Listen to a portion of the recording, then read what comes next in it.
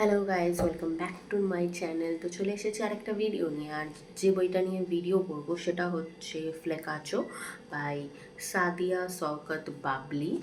এটা একটা বাংলাদেশি উপন্যাস, বাট আমি স্ক্যামড হয়েছি কারণ এটা পাইরেটেড ভার্সন এসছে। দেখতেই পাচ্ছ, পেপার ব্যাক বই।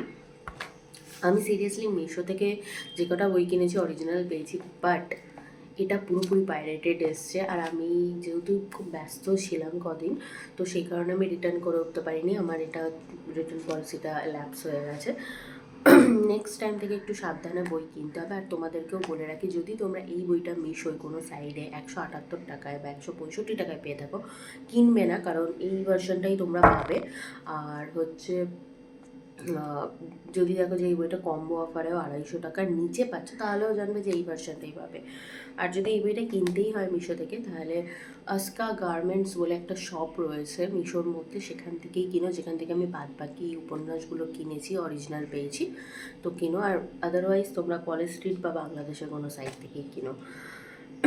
যাই হোক, ফ্লেকাচো শব্দটি একটি স্প্যানিশ শব্দ এবং সেটির অর্থ হচ্ছে সোলমেট। এবং এই ওয়ার্ডটাকে কাজে লাগিয়ে লেখিকা এই উপন্যাসটিকে লিখেছেন। এখানে আমরা বিভান আর রূপন্তীর লাভ স্টোরিটা জানবো।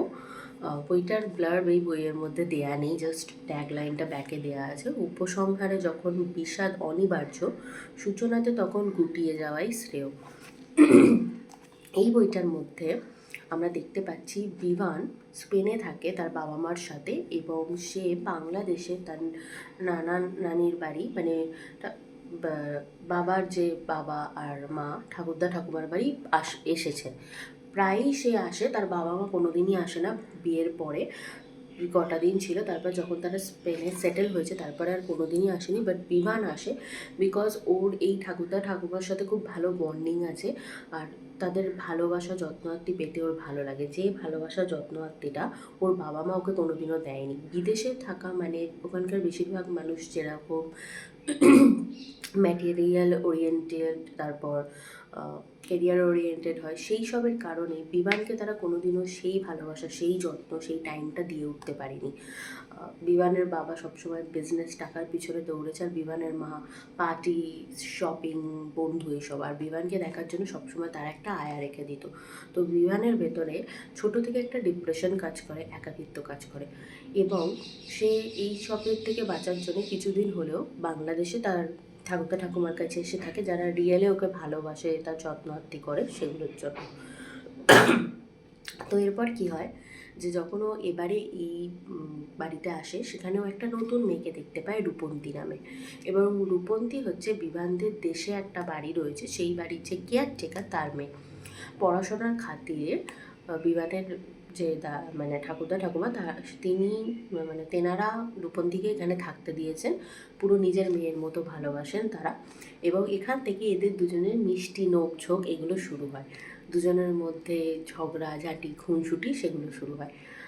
বিভান ওকে ট্যাবলেট বলে ডাকে, আর রূপন্তী ওকে বিভান নামটাকে বিকৃত করে বিমান বলে ডাকে। তো এরপর এই নোকঝোঁক এগুলো সব ধীরে ধীরে কখন যে দুজনের ভালো লাগা থেকে ভালোবাসায় পরিণত হয়, দুজনেই বুঝে উঠতে পারে না। বিশেষ করে বিমান, সে ঠিক করে যে সে রূপন্তীকেই ভালোবাসবে, কিন্তু রূপন্তী সে পিছিয়ে আসে, কারণ সে জানে যে বিভান হচ্ছে মনিবের ছেলে, তার সাথে আমার কিছু হয়ে উঠতে পারে না। তো যখন বিভান ডাইরেক্ট ওকে ভালোবাসার কথাটা বলে, তখন রূপন্তী বলে যে না, মানে ডাইরেক্ট না বললেও ইনডাইরেক্টলি ওকে না বলে। তখন বিমান 1 মিনিটও দেরি না করে স্পেনে ফিরে যায়। বাট কিছু মানে 1-2 দিনের মাথাতেই ও আবার বাংলাদেশে ফিরে আসে। ও অনেকটা বিষয় নিয়ে, মানে এই বিষয়টাকে নিয়ে অনেকটা ভাবনা চিন্তা করে ভাবে যে কিছু কারণে রূপন্তী পিছিয়ে যাচ্ছে, সেই কারণটা আমায় জানতে হবে। এবং এর পরের বার এসে যখন ও রূপন্তীকে ধরে, তখন রূপন্তী ওকে খুলেই বলে যে আপনি মনিবের ছেলে, আমাদের দুজনের আকাশ পাতাল তফাৎ, কী করে আমি আপনাকে বিয়ে করবো, আপনার বাড়ির লোকই বা কীভাবে মেনে নেবে। তো এরপর কী হয়, যে বিভান সব প্রতিকূলতাকে ছাপিয়ে রূপন্তীকে বিয়ে করে। ও বিয়ের আগেও সেই টাইমে ওর মাকে ফোন করেছিল জানানোর জন্য, যেহেতু রূপন্তী জোর দিয়েছিল যে আপনি আপনার বাবা মাকে জানান। আপনার ঠাকুরদা ঠাকুমা মেনে নিলেও বাবা মা নাও মানতে পারে, কিন্তু সেই টাইমেও বিভানের মা বিভানকে টাইম দিতে পারে না, জাস্ট ফোনে ওইটুকুনি ছেলের কথা শোনার জন্য। তো বিভান সেই কথাটাকে রেখেই রূপন্তীকে বিয়ে করে নেয়। কিন্তু বাদশাদে যখন বিয়ের পরে বিভানের বাবা মা বাংলাদেশে ফিরে এসে ছেলের বউকে মানবে না বলে, কিন্তু বিভান অনড় থাকে নিজের ডিসিশনে, এবং ধীরে ধীরে রূপন্তী নিজের শ্বশুর শাশুড়ির মনেও জায়গা করে নেয়। তারপরে হ্যাপি এন্ডিং আছে। এই হলো মোটামুটি এই উপন্যাসটা স্টোরি। ওভারঅল ভালো, কিন্তু আমার একটু ডাউট আছে যে আমার মনে হচ্ছে এই বইটাতে কিছু পার্টস নেই বা থাকতেও পারে, জানি না, পাইরেটেড। তো যাই হোক, তোমরা যেরকম বললাম যে একটু দেখে মানে ভেবে চিন্তে কিনো তবেই। আর যদি ভিডিওটা তোমাদের ভালো লেগে থাকে তাহলে অবশ্যই আমার চ্যানেলটাকে like, share, subscribe and comment করে দিও। আমার একটু ঠান্ডা লেগেছে বলে গলাটা এরকম হচ্ছে। আর দেখা হচ্ছে নেক্সট ভিডিওতে। টাটা।